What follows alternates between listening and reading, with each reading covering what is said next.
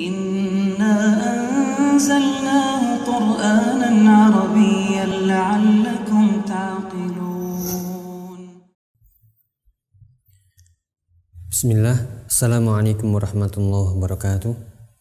Alhamdulillahirabbil alamin, wassalatu wassalamu ala asyrafil anbiya'i wal mursalin nabiyina Muhammadin wa ala alihi wa sahbihi ajma'in wa ba'du.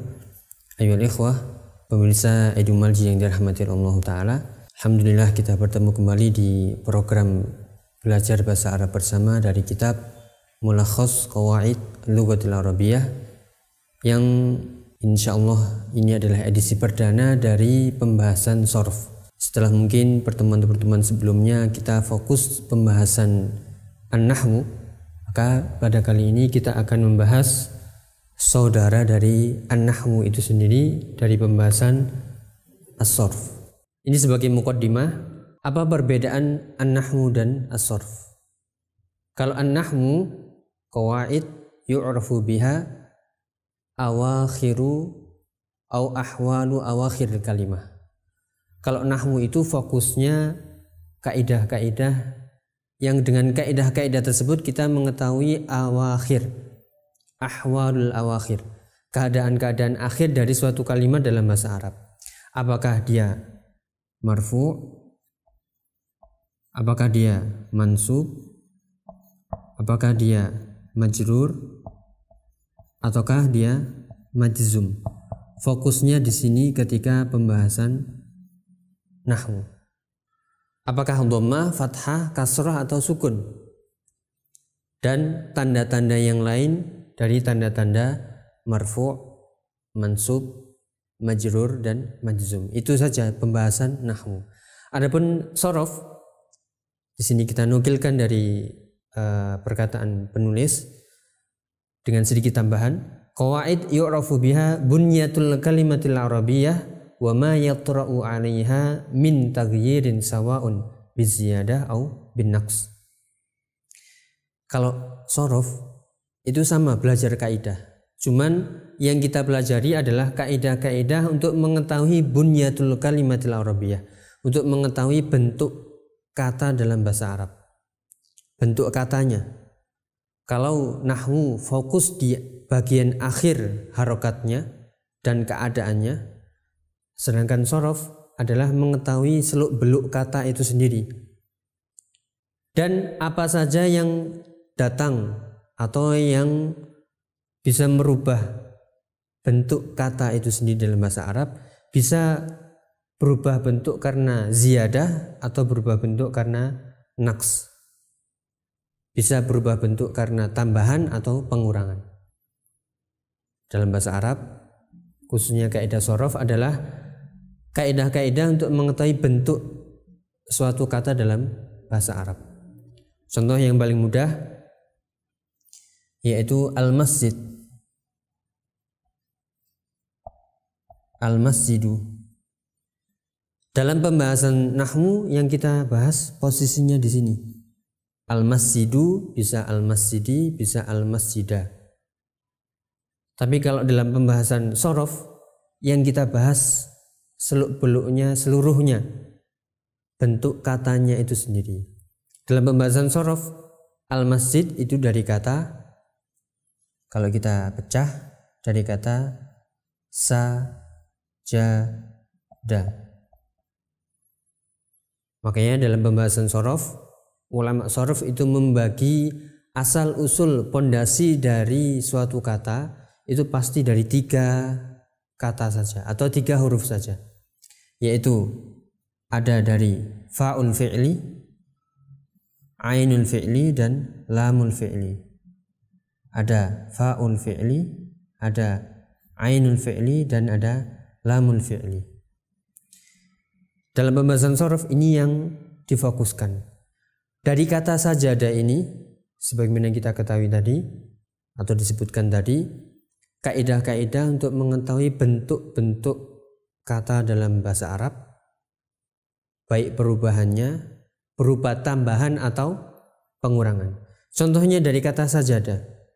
Ini kalau ditambah dengan huruf-huruf yang lain maka dia akan berubah bentuk dan berubah makna.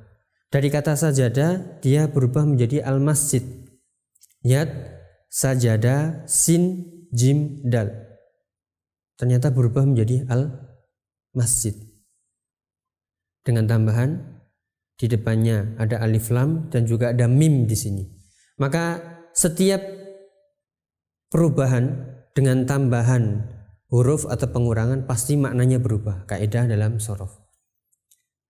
Dari satu bentuk kata kemudian berubah dengan tambahan atau pengurangan pasti maknanya berbeda. Sajadah ini artinya adalah perbuatan sujud. Kok bisa berubah menjadi masjid? Dengan tambahan mim maka berubah menjadi al-masjid atau masjidun yang artinya adalah tempat untuk sujud. Nah, ini mengetahuinya dari mana? Dari shorof. Contohnya berubah lagi menjadi sajidun. Ya, berubah menjadi sajidun. Sajidun dari kata apa? Sama dari kata sajada. Sin di depan fa'ul fi'li, jim yang di tengah sebagai ainul fi'li dan dal yang di akhir sebagai lamul fi'li. Wazannya adalah fa'ala. Fa'ala. Ya, berubah menjadi sajidun.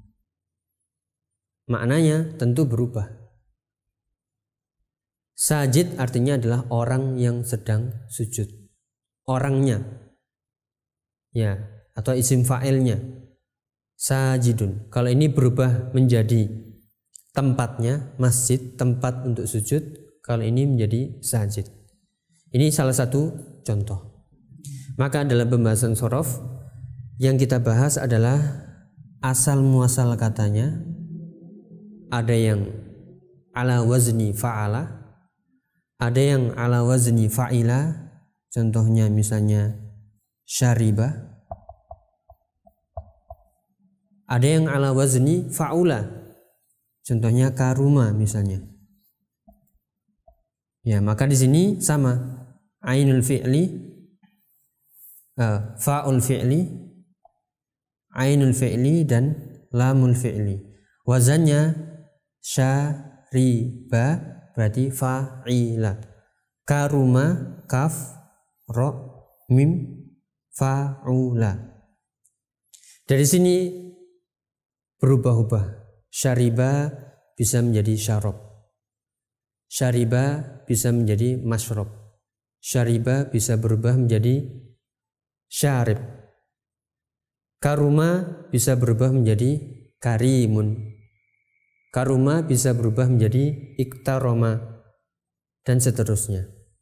Maka dalam pembahasan shorof adalah mengetahui seluk-beluk suatu kata, perubahannya bisa dengan tambahan atau pengurangan. Seperti tadi kita contohkan sekali lagi, yang paling mudah kata sajadah ini berubah menjadi masjid, berubah menjadi sajid. Kalau kita tambahkan lagi menjadi sajadatun misalnya, sajadatun ini dari kata sajada, berubah lagi menjadi sajadatun. Ya, maka dalam pembahasan shorof kita harus tahu satu kata ini bisa berubah menjadi sekian banyak kata dan maknanya juga berubah-ubah. Contoh yang lain misalnya ya dari kata jama'ah.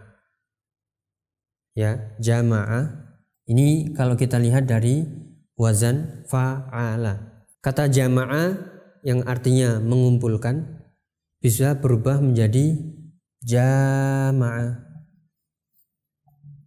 Bisa berubah menjadi ijtama'ah. Ya, bisa berubah menjadi tajamma'ah. Bisa berubah menjadi jama'atun. Bisa berubah menjadi jami'un. Bisa berubah menjadi majmu'un dan seterusnya. Maka lihat ada tambahan dan juga ada pengurangan, yang inilah dalam kaidah shorof, yaitu kaidah-kaidah untuk mengetahui seluk-beluk bentuk suatu kata dalam bahasa Arab dan perubahannya, baik perubahan dengan tambahan atau pengurangan. Itulah ya ikhwah rahimani wa rahimakumullah secara ringkas maksud dari pembahasan shorof, yaitu agar kita mengetahui seluk-beluk perubahan satu kata dalam bahasa Arab yang ternyata bisa berubah menjadi sekian banyak kata. Dan setiap berubah bentuknya, ingat, berubah pula maknanya. Itulah keistimewaan dan kelebihan bahasa Arab khususnya di pembahasan shorof. Semoga yang sedikit ini bermanfaat. Wallahu ta'ala alim bishawab. Wassalamualaikum warahmatullahi wabarakatuh. Mathalul ladzina yunfiquna amwalahum fi sabilillahi kamathali habbatin anbatat sab'a sanabil fi kulli sunbulatin mi'atu habbah wallahu yudha'ifu